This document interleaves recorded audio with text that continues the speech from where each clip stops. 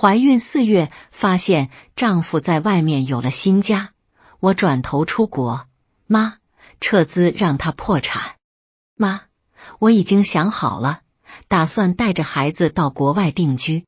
女儿啊，你终于开窍了，我早就跟你说过，孟杰家境一般，而且太重情重义了。他对战友的女友总是纠缠不清，你们迟早会出问题的。妈都给你安排好了，赶紧跟他离婚，到这边来吧。我知道了，妈。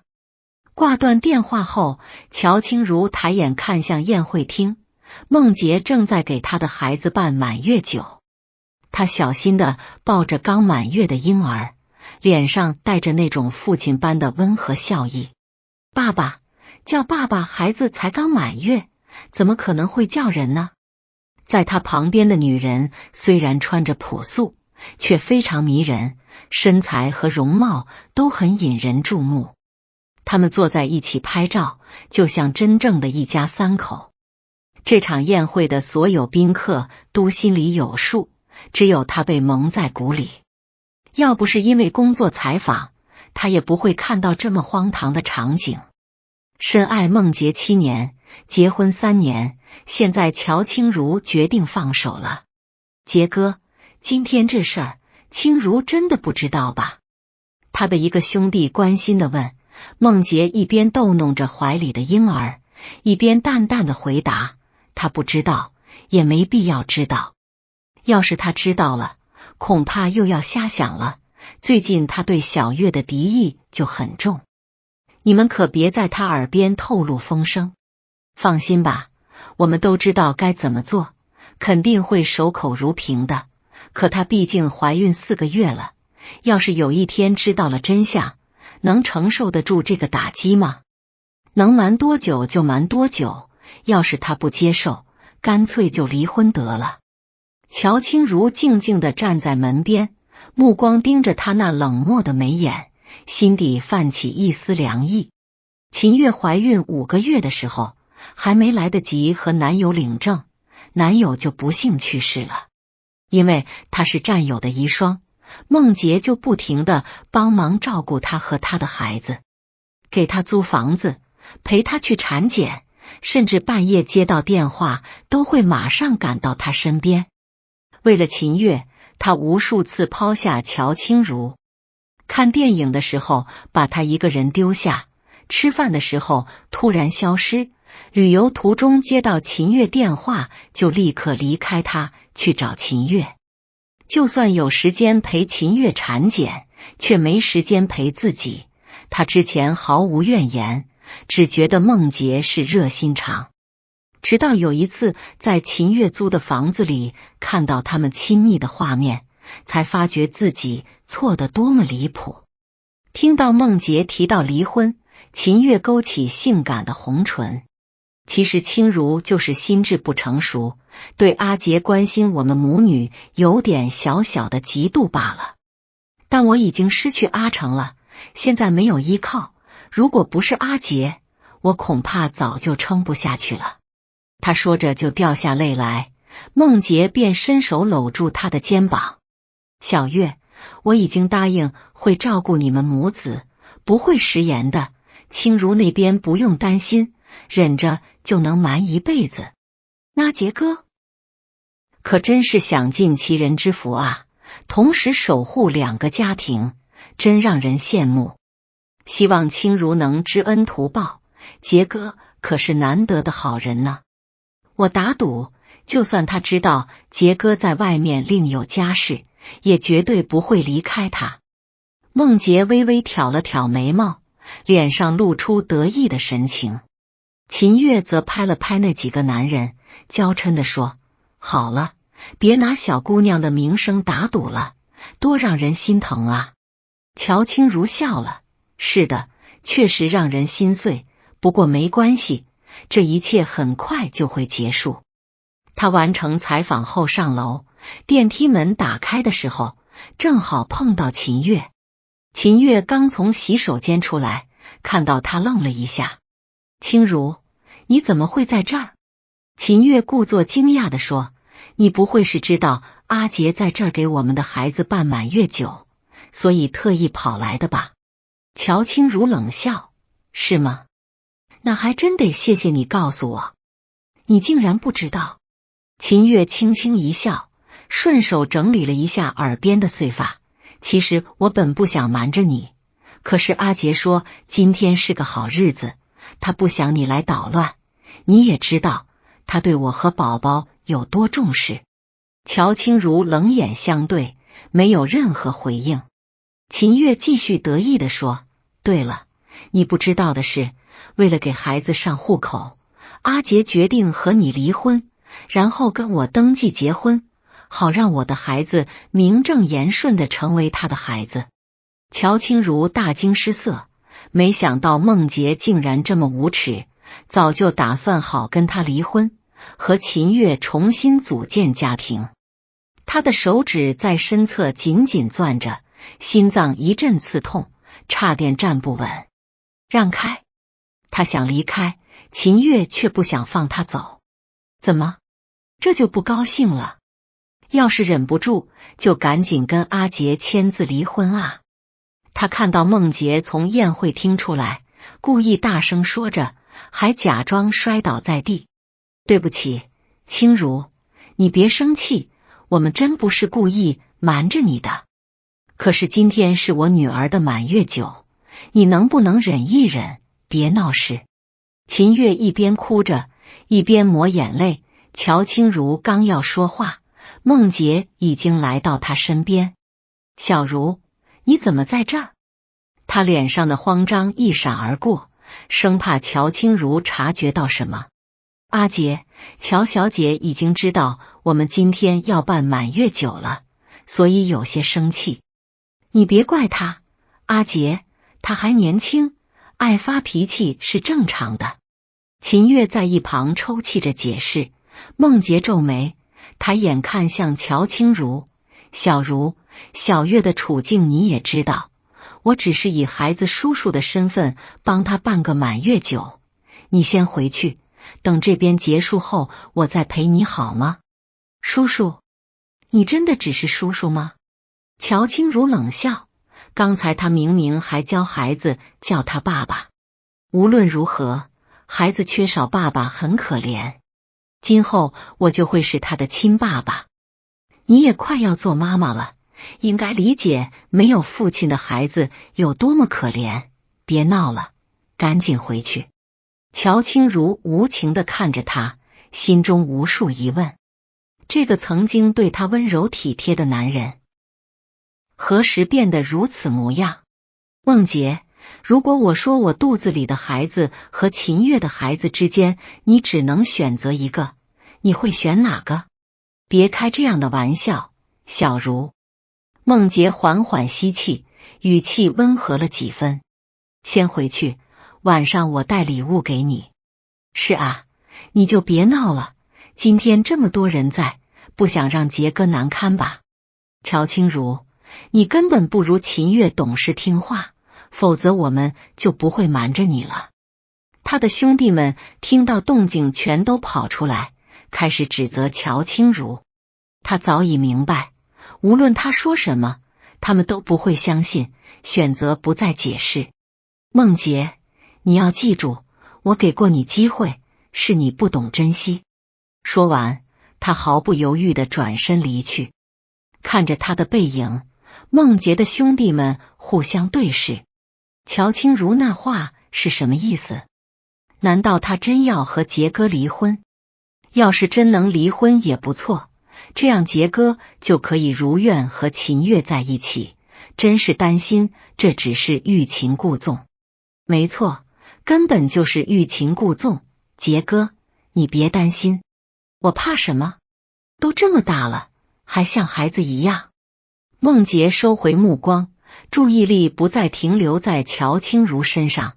没事，晚上我回去好好哄他。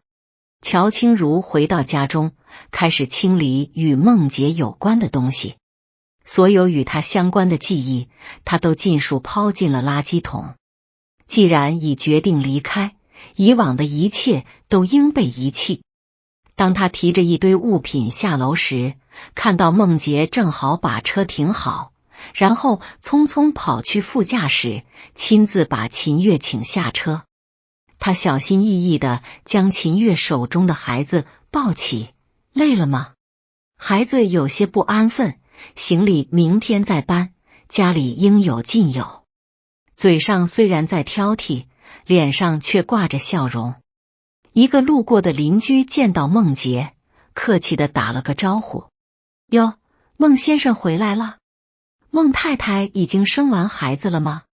孟洁微微一笑，搂住秦月，并将孩子递给邻居，展示给他。是的，她生了，快看看我女儿，特别可爱吧？真可爱，真可爱。见孟洁不以为意的样子，乔清如愣在原地。他和孟洁已经很久没有一起出门了，最近秦月常来他家，邻居们竟然误以为她才是孟太太。小如，孟洁注意到不远处的乔清如，连忙走过来。外面风大，你还怀着孩子，怎么不在家等我？乔清如面无表情地直视着他。当邻居称呼秦月为孟太太时，你为何不纠正？孟洁有些不耐烦，回应道：不过是个称谓而已，我和小月之间清白无辜就足够了。秦月也连忙解释：是啊，乔小姐，阿杰只是怕我会感到尴尬，所以没有特别提及，你别多想。紧握着垃圾袋的手指略微用力，乔清如心情复杂如麻。看到秦月的模样，他知道他打算在这里常住，没想到在这个家里的最后几天会这么心烦。这么晚了，秦小姐不回家，来这里干什么？孟洁解释，她的租房到期了，暂时栖身我们家，等找到新住处再说。乔清如忍不住笑，既然知道房子到期，为什么不早些去寻找？啊呜呜呜！怀中的婴儿突然哭了起来，孟洁终于失去了耐心。小如，你怎么变得这么无情了？小月已经够可怜的了，我不管你喜不喜欢，她接下来就会住在我们家。如果你觉得不适应，就先去外面住一段时间吧。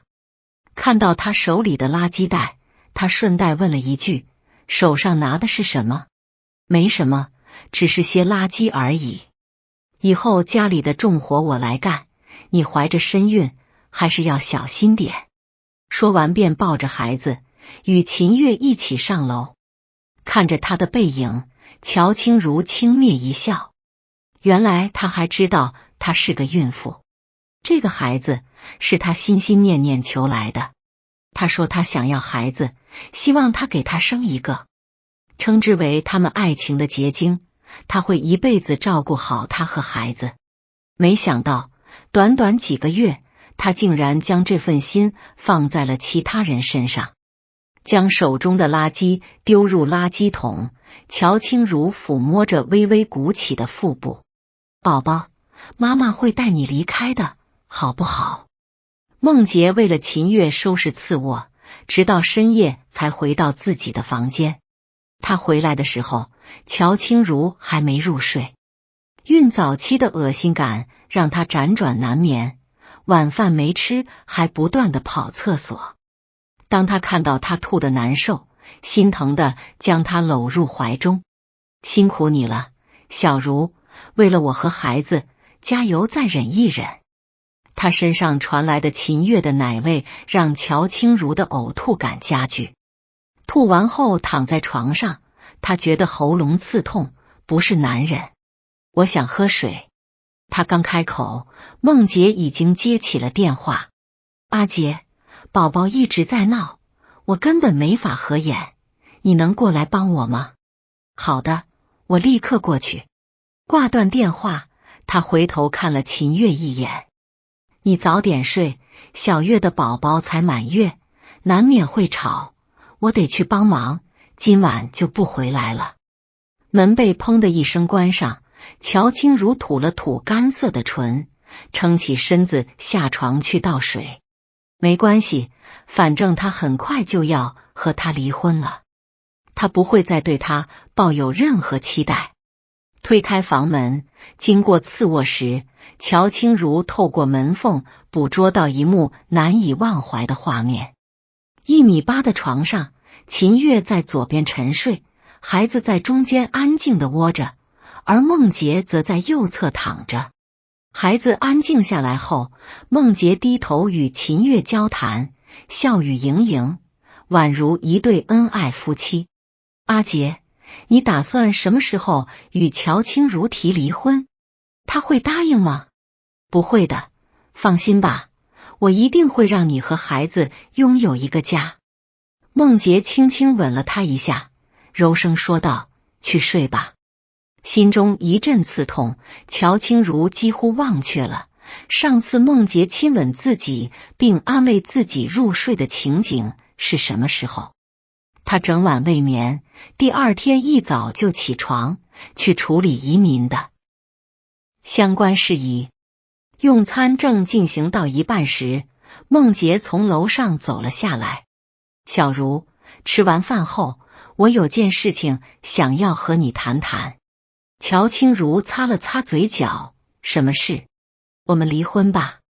这些意料之中的5个字让乔清如感到意外，没想到他竟然会这么快提出这样的要求。好，他淡然地将碗筷放进水槽里，你把协议准备好，我会签字。你放心，这只是暂时的离婚，等小月的宝宝办好户口，我再与你复婚。小茹，我是爱你的，还有我们的孩子。他从后面拥住他，手掌放在他的腹部，那里有他们的孩子，他这一辈子都不会辜负乔清如。只是对于秦月，他也不忍他一个人抚养孩子。乔清如点头，我知道你不放心他一个人，也不放心他的孩子，我都明白。没事，你尽快把协议给我。他的语气平静，目光毫无波澜，甚至连一丝悲伤都没有。梦洁看到他这样，心里有些异样。小茹，你也知道，小月和王成并没有领证，孩子没有名分，这对他的未来不利。等户口办好后，我会第一时间和小月离婚，你不要多想。他努力解释，但根本不知道乔清如早已失望透顶。他给自己热了一杯牛奶，轻轻抿了一口。我都明白。小茹，你真好。梦洁低头亲了他一下，转身快速上楼。秦月在楼上等着他，怎么样？他答应了吗？答应了，他答应了。小月，你放心，我很快就能给宝宝一个家。两人兴奋地相拥在一起，完全没有注意到站在楼下手里拿着一堆移民资料的乔清如。他收回视线，转身走了出去。梦洁，既然这是你所渴望的，我成全你。乔清如完成移民手续后回到家，发现客厅只坐着秦月一人。他优雅地抱着孩子，品着咖啡。见他回来，秦月的眼神满是挑衅，仿佛自己才是这个家的真正女主人。回来了。秦月呼唤他，将一份离婚协议书推到乔清如面前。我不想绕圈子，既然你已经同意离婚，那就赶紧签字。乔清如在他面前坐下，这么急着吗？哼，我就知道你不会那么轻易答应跟阿杰离婚。说吧，你想要什么？他语气傲慢，却漠视了梦洁如今所拥有的一切，其实都是乔清如的付出。当初他选择不再当兵，由他资助和支持，从一无所有走到今天成为公司的老板。然而没想到得到了最初的成功，结果却背叛了心中的爱人。我没有什么想要的，秦小姐请记住，今天是我乔清如要求离婚，而不是孟杰要和我离婚。你应该清楚，女性在怀孕期间，男性没有权利提出离婚。秦月张嘴想要反驳，但乔清如已经果断地签下了字。这个男人，我不要了，如果你想，就拿去吧。乔清如放下手中的笔，起身的瞬间，秦月突然给了他一巴掌。你得意什么？现在的你只是个被抛弃的女人，阿杰不要你了，也不要你肚子里的孩子。我才是人生的赢家，你居然还敢在我面前嚣张。这一巴掌打得乔清如一阵耳鸣，她踉跄不稳，肚子撞上了桌角。疼痛感袭来，让她瞬间紧张起来。她来不及反击，只见秦月把怀中的宝宝朝地上扔去。哇啊！婴儿发出撕心裂肺的哭声，秦月迅速扑下去，将孩子抱住。乔清如，你这样做是为了什么？我的孩子，我的孩子啊！发生了什么？孟杰刚好回到家，看到这一幕，立刻冲到秦月的面前。孩子怎么了？阿杰，我明白，乔小姐是指责我，觉得是我导致你们离婚。可是孩子是无辜的，即使他不想离婚，也不该拿孩子发泄情绪。秦月泪流满面，扑入孟杰的怀抱，他竟然把孩子从高处扔到地上，不知道摔到哪里了，一直哭。我好害怕啊，阿杰！呜呜，你太过分了！孟杰愤怒地盯着乔清如，一把抱起孩子就往外冲，却没看到一丝鲜血正顺着乔清如的大腿缓缓流下。孟杰感受到大腿间的温热，乔清如心中慌乱，他想喊孟杰，却发现他已经开车离开了。空荡的房间里只剩下他低声的哭泣，无助的感觉让他感到绝望。他拨通了急救电话，等到120到达时，他已经在地上失去意识。当他醒来，第一个反应便是摸自己的肚子。虽然不再爱孟杰，但他依然深爱着肚子里的孩子。请放心，孟太太，孩子一切安好，只是下次要多加小心，避免肚子受到任何冲击。胎相不稳，流产的风险随时存在。医生温柔地安抚他。对了，孟先生呢？怎么不在这里？我可以帮你打个电话给他吗？不用了，我们离婚了。乔清如的话让医生愣住。那你就先休息吧，若无大碍就能出院了。刚走出病房没多久，乔清如就看见了孟杰和秦月。他们一起从远处走来，见到乔清如，孟杰的脸色阴沉，秦月则是惊慌的把孩子藏在身后。乔小姐，拜托你不要再伤害我的孩子好吗？如果你不满意，我带着孩子马上离开。你作为母亲，应该懂得一个母亲的心情。我不希望女儿再受伤害，为了她，我愿意付出一切。看到他那拙劣的演技，乔清如感到一阵恶心。一位母亲竟然为了陷害别人，能把自己的亲生孩子扔在地上。这样的女人，孟杰居然会爱。乔清如冷笑着说：孟杰，你相信他的话吗？孟杰愤怒地抓住乔清如的手腕。够了，你到底要这样闹到什么时候？乔清如，你什么时候变得如此不仁？只是一个小婴儿，你竟然想摔死他！看着面前的男人，乔清如心中满是平静。什么时候，他在他心中成为了如此心狠手辣的角色？明明他连一条鱼都不敢杀。你到医院是想干什么？又想伤害宝宝？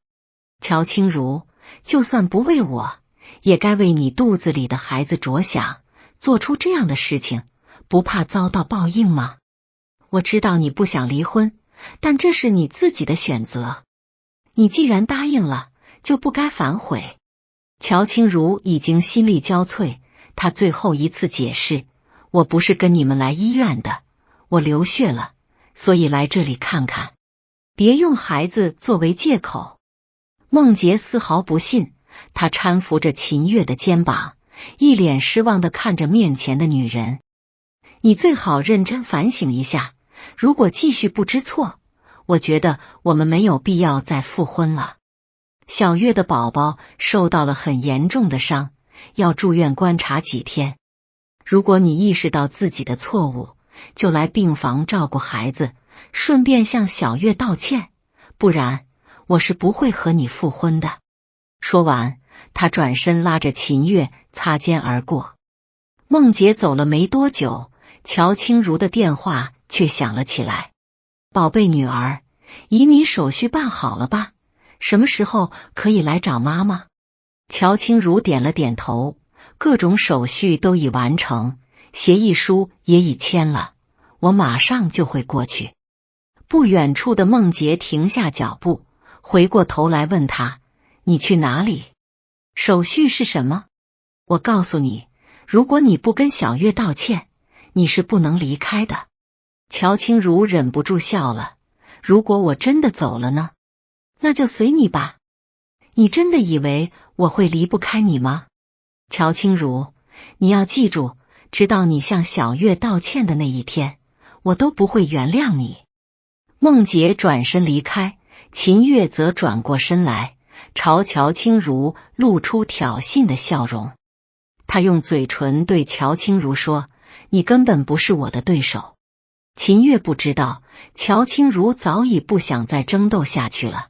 他对孟杰的爱在一次次的失望中消磨殆尽。他去了杂志社，辞去了自己的工作。主编虽然感到惋惜，但也只能祝福他。才4个月就要辞职去生孩子吗？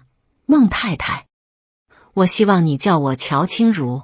我和我先生已经离婚，我这次辞职是因为要去国外找我父母，可能以后都不会再见了。主编有些吃惊，怎么会这样？你先生明明很关心你，你们的感情一直很好，我记得他以前常常来接你下班。乔清如轻轻一笑，那是多久以前的事情了？主编愣住了，开始细想，确实已经很久没见到过乔清如的老公了。乔清如怀孕之前还时常来，但后来就再未出现。当然，那是因为他心思已全在秦月身上，早已没有了他的位置。既然决定离婚，他就要撤出投资，具体事务他请了律师代为处理。乔小姐，请问这份退股协议何时让孟先生过？等我离开后再说吧。乔清如为每一位曾经一起拼搏的员工准备了一些小礼物。得知他要离开，员工们纷纷感到不舍。太太，您就这样走了？孟总怎么不和您一起呢？是啊，太太，孟总知道这件事吗？他怎么不劝劝您？乔清如想起了昨天孟杰的话，他说过，不要以为没有他他就活不下去。那他倒想看看，他失去他之后到底能不能行。秘书偷偷给孟杰打电话，孟总，孟太太在公司，他有时间来公司，却不愿来医院给小月道歉。我和他已经离婚，以后他的事情你们别再告诉我。话没说完，电话就被挂断了。此时乔清如的手机也响起，是秦月发来的微信。他发了一张照片，照片中孟杰抱着婴儿，搂着秦月，笑容刺眼。看见了吗？我们一家3口是多么幸福。阿杰说了，明天就会和我去领证。乔清如，你和阿杰7年的感情不过如此，你肚子里的孩子最终只能是个无父之子。我才是未来的孟太太，您最好赶紧搬出孟家，远离我们。乔清如按灭手机，将秦月拉黑，随后微笑着和员工们道别。孟杰在医院等待了2天，也始终没等到乔清如前来道歉。如果是以前，他一定会因为害怕他发怒而立刻赶到医院。然而这次已经整整过去了2天，他却一个消息都没发给他。他不断查看手机，乔清如甚至连一条短信都没有给他。内心虽然感到一丝不安，却并没有放在心上。看到他在窗边发呆，秦月从后面轻轻环住他，低声说道：阿杰，我很抱歉，是不是我影响了你和乔小姐的关系？你明白的，我只想为孩子办理一个户口，其他的其实无所谓。我不在乎我们是否领证，也不在乎我们能当多长时间的夫妻，只要你心里始终有我，我什么都不在乎。听着他的话，孟杰心里一阵疼，便转过身将他紧紧抱住。傻瓜，我已经说过会和你领证，就一定会去，今天下午我们就去，好吗？那乔小姐那边，孟杰几乎毫不犹豫地说，她那么爱我，绝不会离开我的，这点自信我是有的。秦月暗自一挑眉，真的吗？那就好。在孟家，乔清如已经整理好行李，准备前往移民局领取相关证件后离开。女儿，妈妈安排了车接你去拿证件，然后送你去机场，车已经在门口等了。谢谢妈。乔清如最后回头看了一眼这个与他生活了3年的房子，便上了车。在前往移民局的途中，他收到了孟杰发来的微信。小月说你把他拉黑了，乔清如，难道你变得如此小气？5分钟后，他又发了一条信息，今天中午12点，小月的宝宝就要出院，别说我没有提醒你，这是我给你的最后机会，如果想和我复婚，现在来医院对小月道歉，我会劝她原谅你。乔清如看着信息，嘴角扬起一抹嘲讽的笑。这么多年了，他真没想到孟杰如此自信。乔清如，这次你真让我很生气，你做错事却连道歉都不肯吗？离中午还有3个小时，快点过来，别让小月等太久。看着他频繁发来的微信，乔清如感到烦躁，干脆也将他的号码拉黑。刚拉黑不久，他又发来短信，如今你可真厉害，居然连我都敢拉黑，你是不是觉得我还会惯着你？我再给你一次机会，立刻把我加回来，否则我绝不会和你复婚。乔清如第一次感到无语，直接将手机卡掰断，扔出窗外。车子到达移民局，他进去领取了证件后出来，刚要上车，却与迎面而来的孟杰和秦月碰上了，还有他的一群好友。哟，这不是乔清如吗？杰哥，你不是说嫂子一直不去医院向秦月道歉吗？原来他在这儿等你啊。乔清如，你不是已经和杰哥签了离婚协议吗？既然离婚了，杰哥要和谁领证，与你何干？孟杰也愤怒不已，指责道：你来这里干什么？不会真是想阻止我和小月领证吧？他捏了捏眉心，满脸疲惫，我到底要说多少次，我和小月的婚姻是个形式上的假婚姻，只是为了给孩子一个户口。我以为你理解我，所以才会那么痛快签字，结果全是假的。让你去医院道歉你不去，现在跑这里来堵我，是故意让我和小月为难吗？乔清如这才意识到，民政局居然就在移民局旁边。难怪他会误会他是来阻拦他的。乔小姐，我不需要你的道歉，只希望你能理解一个做母亲的心情。我的孩子需要户口，阿杰只是出于好心帮助我。如果你真的介意的话，孩子的户口办好后，我会和阿杰离婚，求求你，成全我吧，我愿意为此跪下。秦月突然朝乔清如跪了下来，哭得喘不过气来。孟杰搂住她，小月，你不用求他，今天是谁都不能阻止我娶你。他的朋友们见状，也纷纷表达不满。杰哥，之前怎么没发现乔清如竟然是这种人？根本不配你，杰哥和秦月才是天造地设的一对。杰哥都说了只是假结婚，你就不能做好事吗？办个结婚证而已，又不是夺走你的身份。他们吵得很厉害，吵得乔清如有些头疼。他有些腹部不适，接下来还要赶飞机。阳光刺眼，他感到一阵难受，用手撑着额头。你们说完了吗？如果没有别的话要说，我就先走了。他一边说着，便朝车子走去。孟杰与其他人面面相觑，搞不清楚他想干什么。站住！你今天过来，到底是想干什么？孟杰握住他的手臂，脸色阴沉。乔清如甩开他的手，冷冷说道：反正不是为了阻止你与秦月领结婚证，你还在嘴上说反话。看到他手中厚厚的文件，他眉头一皱，你手里拿着的是什么？我们已经离婚了，你没必要再操心我的事。他关上车门，吩咐司机启动。孟杰愣在车旁，望着他的背影，心中隐隐有些不安。他轻轻敲了敲车窗，乔清如将窗户放下。还有什么事吗？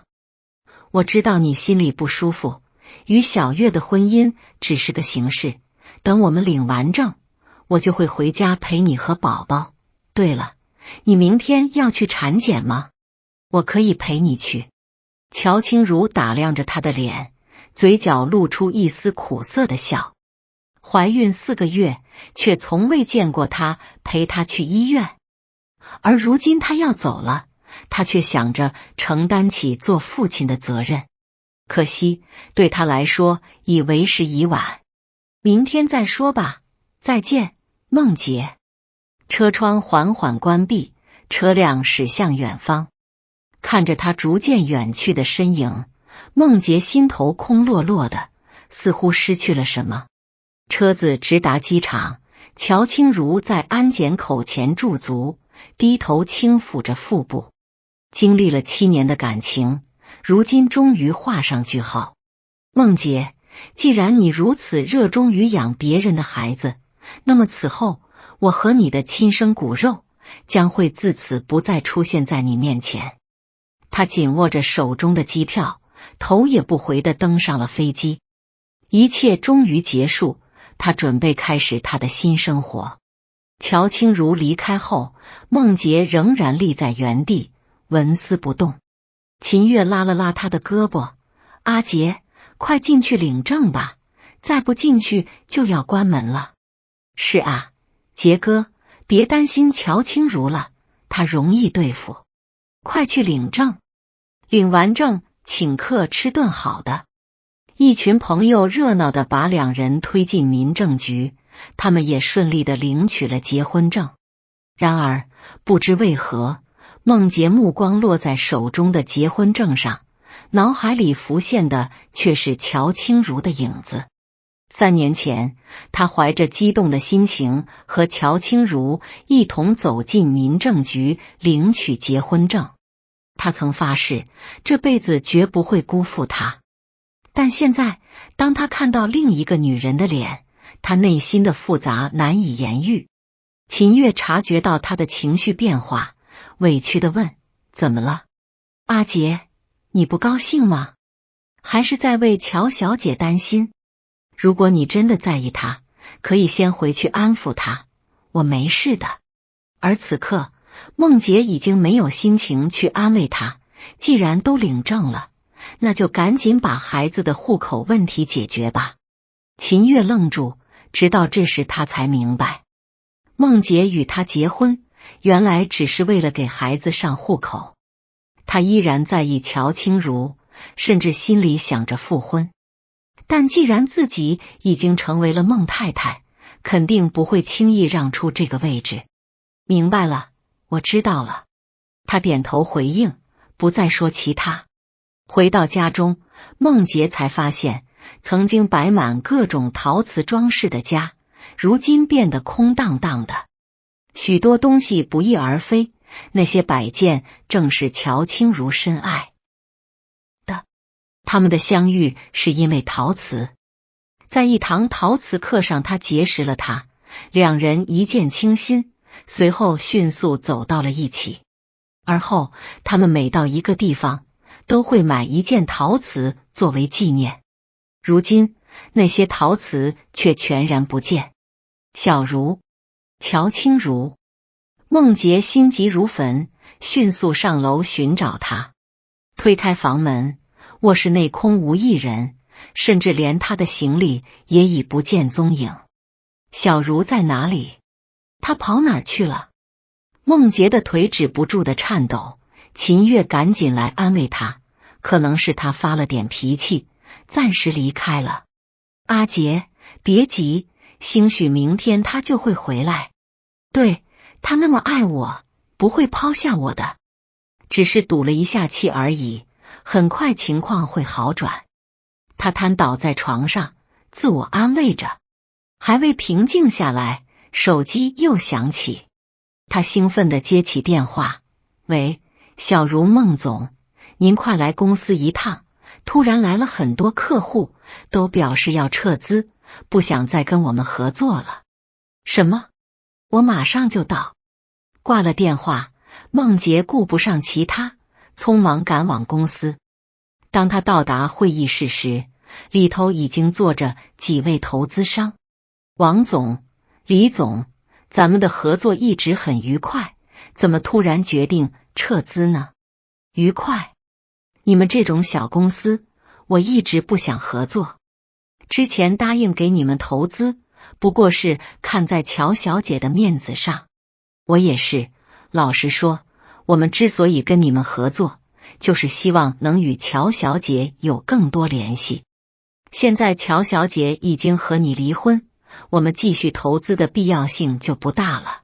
听到这些话，孟杰愣住了。原来这些大客户全是看在乔清如的面子上才愿意给予投资。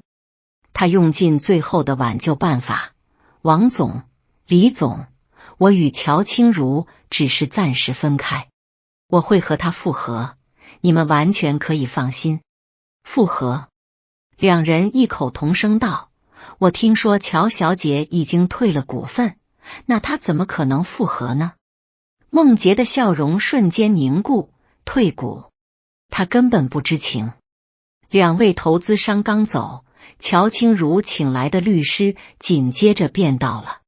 孟先生，我是乔小姐的事务律师，这里有一份退股协议，请您过目。如果没有问题，麻烦您签字。律师？孟杰注视着眼前这位严肃的男人，脑中一片空白。直到此时，他才意识到乔清如并非在开玩笑，他是真的生气了。之前无论多愤怒，他也从不至于如此决绝。这次他竟选择了退股，他明明知道公司对他的意义非凡。在过去的几年里，他几乎将所有精力都投入到了这家公司中。尽管没有赚到巨额的财力，公司的发展状况也尚可。最近公司遇到了一些困难，他怎么能在关键时刻选择退股呢？王玲，究竟发生了什么？小茹何时来公司退股的？我怎么不知情？秘书在一旁小心翼翼地说道，孟总，您忘了吗？那天太太来到公司，表是要离开？我给您打了电话，您说与他已经离婚，让我不用再告诉您与他有关的事，所以这不可能。孟杰打断了他，始终不敢相信乔清如会如此决绝。他如此爱我，怎么会对我做出这样的决定？他拿起手机拨打乔清如的号码，然而无论他怎么拨打，他的电话始终无人接听。怎么会这样？为什么他不接电话？孟杰慌乱不已。乔清如一向是个容易被哄的女孩，每当他们发生争执，只要给她买束花，购一块她爱吃的蛋糕，打一通电话，便能轻松和好。不接电话，这还是第一次。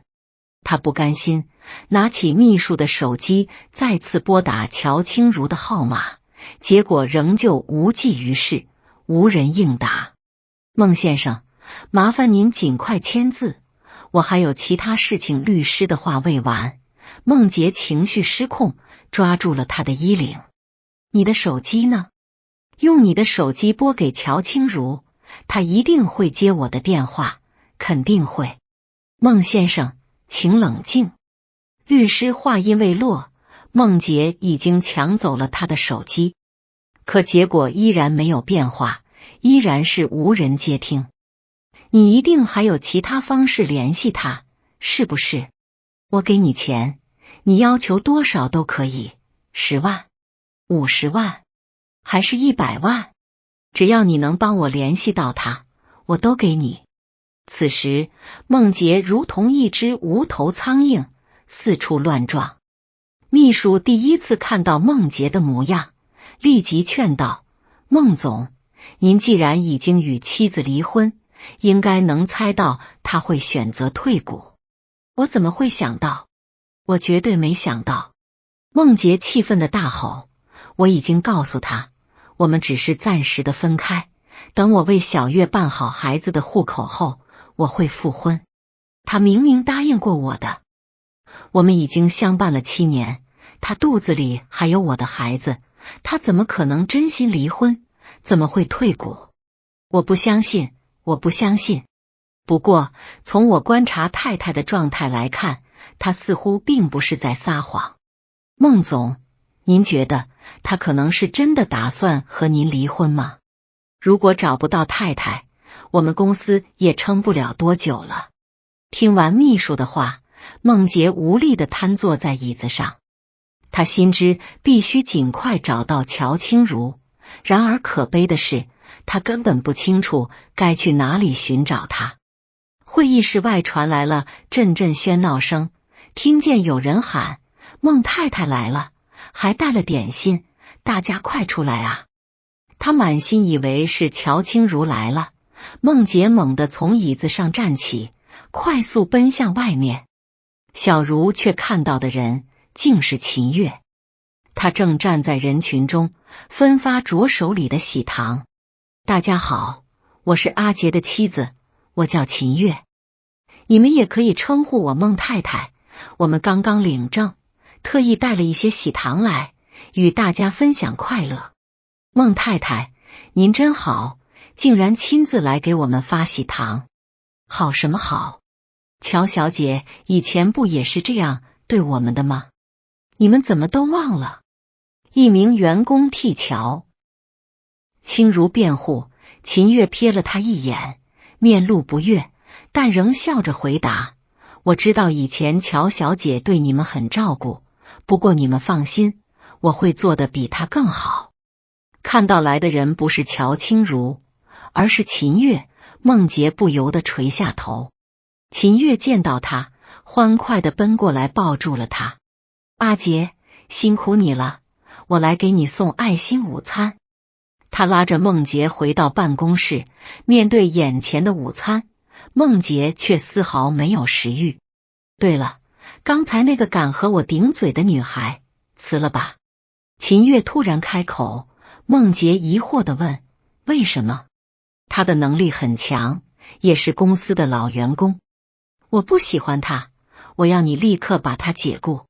他故作委屈，诉说道：我现在已经是你老婆了，但他却在我面前没给我一点面子，还提起乔清如。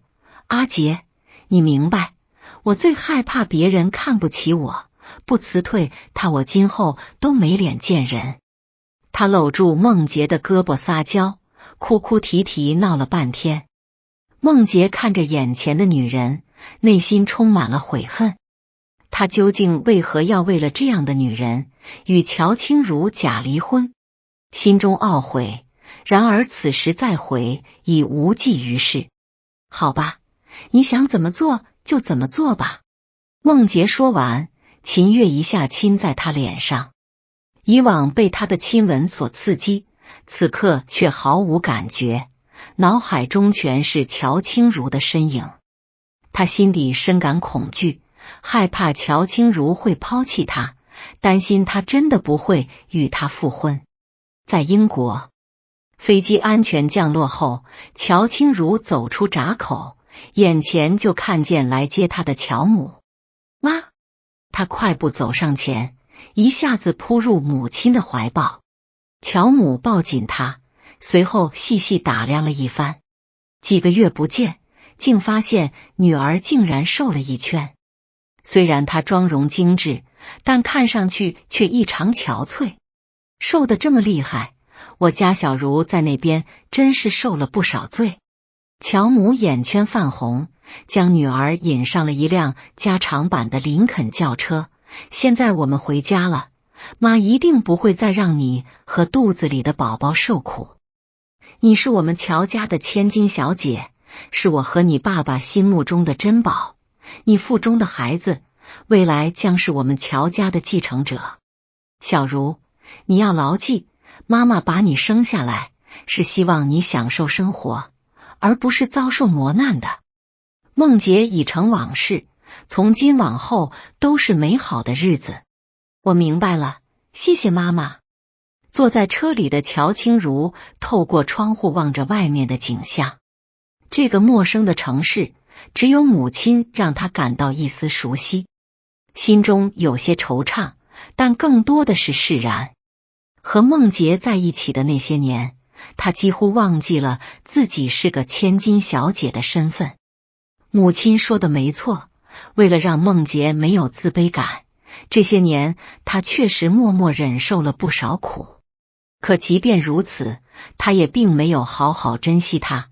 那么她就要重新回归千金小姐的生活，享受这一切。经过一整天的忙碌，梦洁回到家，却发现自己无法留住之前的大客户。她满是疲倦的回到家，以为可以看到乔清如已经回来了，可结果却是没有。她的身影在空无一人的屋子里再也无迹可寻，只有秦月在她的面前。看到她回来，她立即跑来：阿杰，你终于回来了，我饿得不行，能给我做点吃的吗？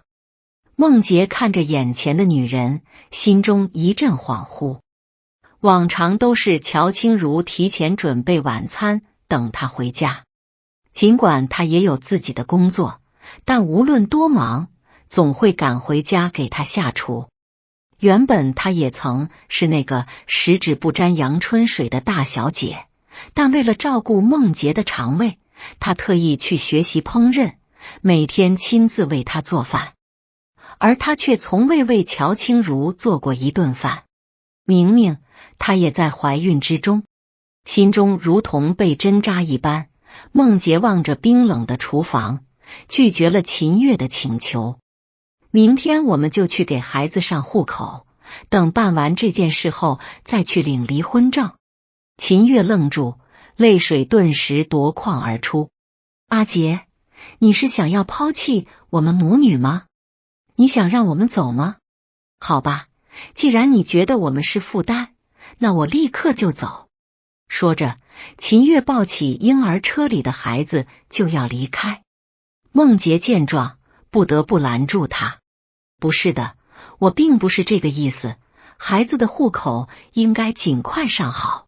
至于离婚的事，可以等有时间再说。他确实觉得心累，不想再看秦月的闹剧。秦月抹去泪水，继续撒娇：那我现在该怎么办？我好饿，我去做饭。梦洁转身走进厨房，看着面前的厨具，脑海里总会浮现出乔清如曾在这里忙碌的身影。可是如今她到底在哪里呢？秦月吃完晚餐后，把碗筷随意丢在一旁。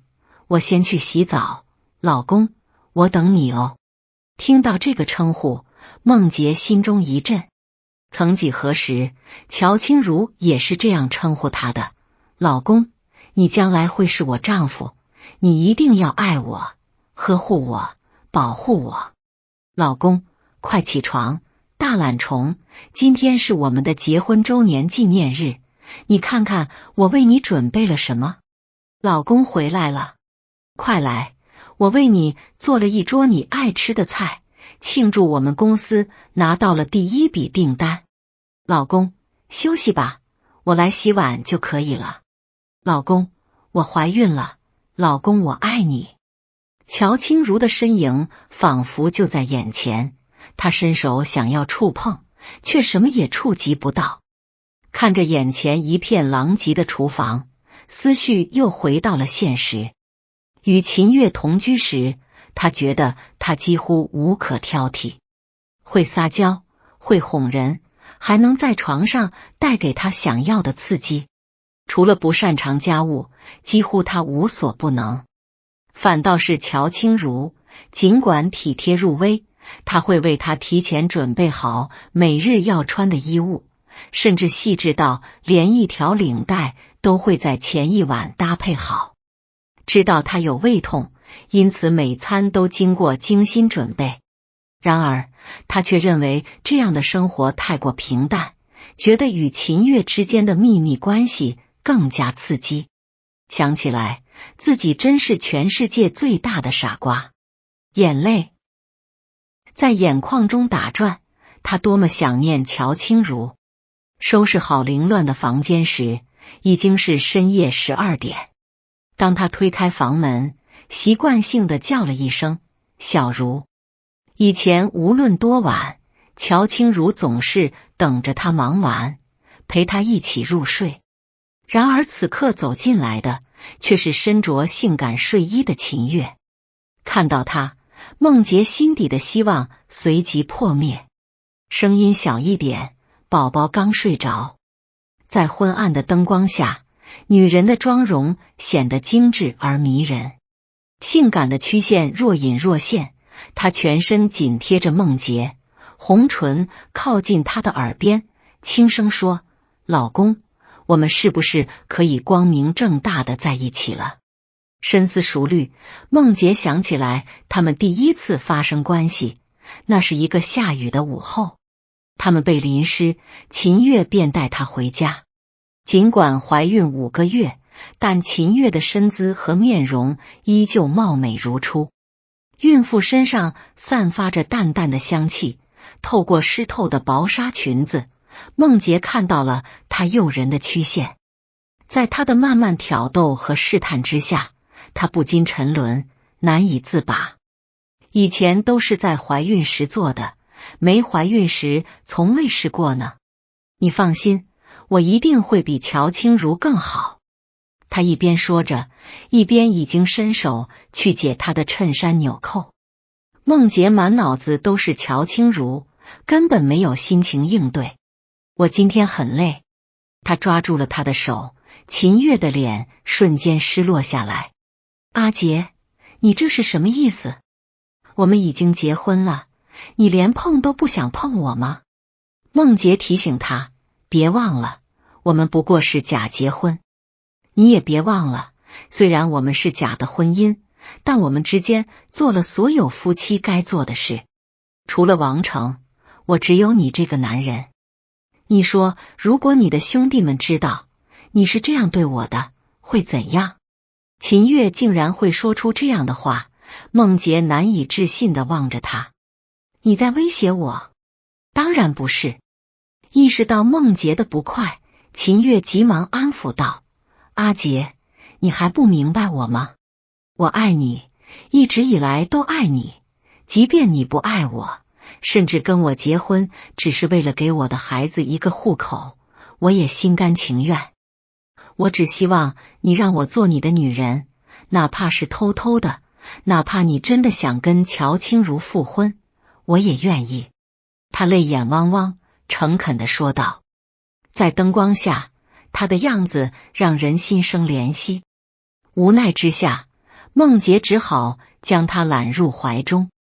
我知道这些天让我委屈你了，不会委屈的，只要能和你在一起，就不觉得委屈。秦月把脸贴在他的胸膛，柔声说道：阿杰，你不要觉得和我在一起有压力，你知道我只是一个女人，单纯想和你在一起。说着，他已经踮起脚尖，吻上了梦洁的唇。而这一次，梦洁没有拒绝。他们在房间的每一个角落尽情欢愉了一整夜，直到天亮，梦洁才沉沉入睡。早上是被公司的电话吵醒的，许多事情在等待着他去解决，催促他赶紧过去。然而他的身体像是散了架，昨夜与秦月的疯狂让他几乎无法承受。怀孕时他尚能克制，现在失去了孩子，他的放纵让人感到可怕。他根本不像他所说的，身边只有一个男人。但他没时间去想这些，公司的事务还在等着他。梦洁空着肚子匆匆赶到公司，秘书简要说完公司的情况后，他愤怒地将桌上的物品扫落在地。没有了乔清如，你们就什么都不会做了吗？秘书惊慌失措，心想梦洁从来没有发过如此大的火，面容也显得如此憔悴。可是孟总，以前公司的许多事情都是太太一手负责的，他突然离开，我们也不知道该如何处理。其实他心中也无所适从，没有了乔清如，他觉得自己似乎失去了所有动力。他缓缓抬起头，低声说道：不如把公司解散吧。秘书震惊地看着他，他便叫了秦月出来。办理完他孩子的户口后，他就准备和他去申请离婚证。你就这样急于离婚？秦月怀抱着孩子，满脸失落地注视着梦洁。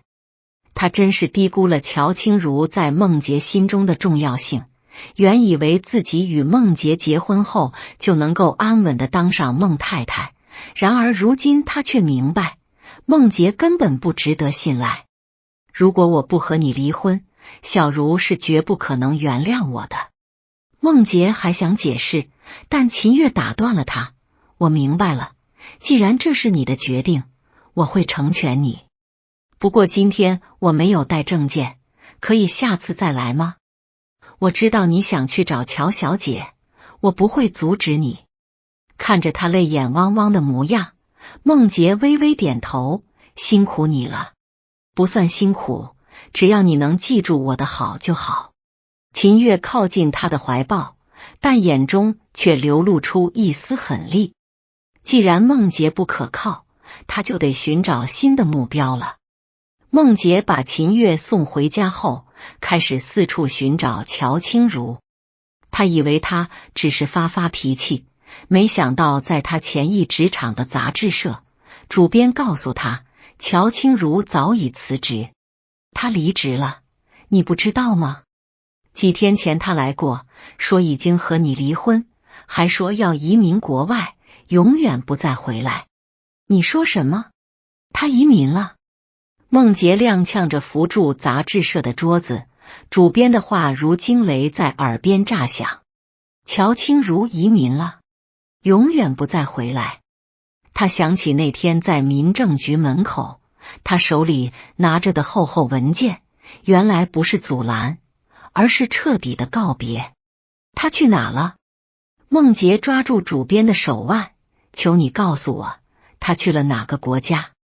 主编厌恶地甩开他的手。梦洁，你现在知道着急了。清如怀孕4个月时，你在哪？他被你和那个女人欺负时，你在哪？现在他走了，你才想起找他。梦洁跌坐在地上，眼前浮现出乔清如离开时苍白的脸。原来他那天说的再见，是真的再也不见。回到家，秦月正对着镜子涂口红，婴儿在摇篮里啼哭。阿杰，晚上有个富豪派对，你陪我去吧。他转身时，脖颈间露出一道新鲜的吻痕。梦洁盯着那道吻痕，突然想起乔清如怀孕后再也没化过妆，总是素面朝天，说怕化妆品伤害宝宝。秦月，我们明天去离婚。口红从秦月手中跌落，他冷笑一声，终于舍得和我离婚了。乔清如是不是给你打电话了？可惜啊，她已经是个没人要的单亲妈妈，你以为她还会要你？梦洁猛地起身，椅子在地板上划出刺耳的声响。我从来没爱过你。他一字一顿，当初帮你是因为同情王成，但你却利用我的愧疚毁掉了我的婚姻。现在我什么都没有了，你满意了？秦月挑眉，你以为我真的爱你？要不是看你有点钱，谁愿意跟你睡？他拿起梳妆台上的银行卡，这是你给宝宝的抚养费，以后别再来烦我们。梦洁看着他收拾行李离开，突然笑了。原来从头到尾，只有他一个人在这场闹剧中认真。乔清如走了，公司垮了，连他自以为的爱情都是假的。3个月后，英国伦敦，乔清如摸着微微隆起的肚子，站在婴儿用品店前犹豫。医生说胎儿不稳，建议他卧床休息，但他总想为宝宝准备点东西。小姐，需要帮忙吗？店员微笑着走来，目光落在他的肚子上。您先生没陪您来吗？乔清如手一顿，勉强笑道：他在忙。话音未落，腹部突然一阵剧痛，他眼前一黑，摔倒在货架旁。再次醒来时，白色的消毒水气味扑面而来。母亲红着眼睛坐在床边，小茹，你怎么这么不小心？医生说再晚送来半小时，孩子就保不住了。乔清如摸摸肚子，轻声问：宝宝没事吧？没事，但你必须住院观察。母亲握住他的手，小茹，忘记梦洁吧，妈妈给你介绍了个医生。他妈，我想一个人静一静。乔清如打断他，望向窗外的雨幕。不知为何，他突然想起梦洁，想起他曾说会一辈子保护他和孩子。同一时间，国内某间破旧的出租屋里，梦洁盯着手机上的新闻，英国华裔孕妇街头晕倒，胎儿保住。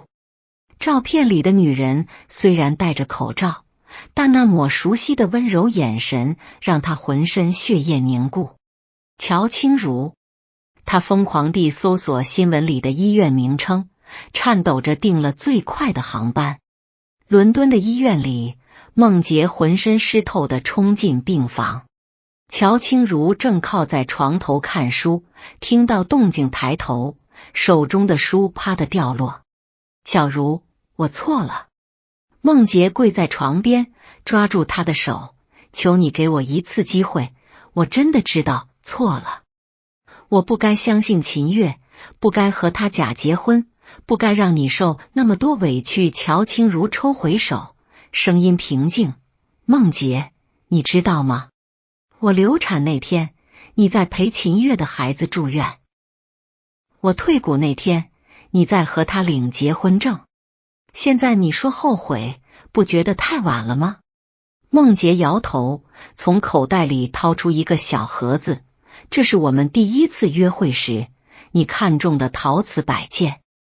我找了3个月才找到，你还记得吗？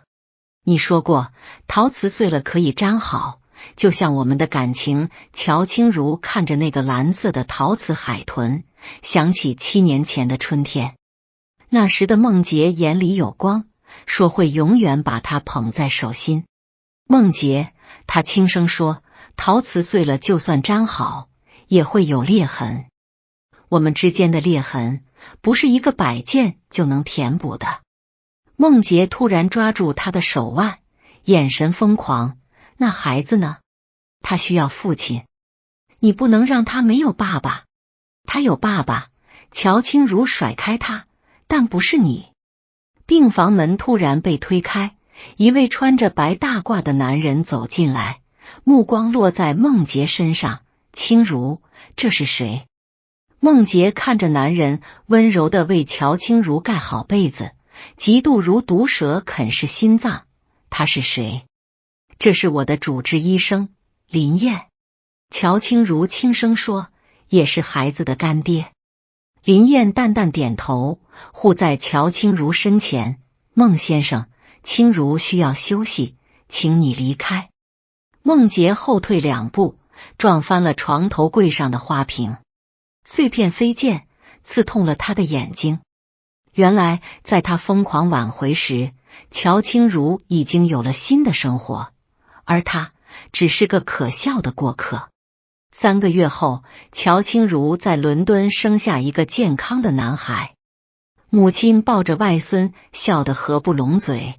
林燕送来1束百合，卡片上写着，欢迎来到这个世界，小燕。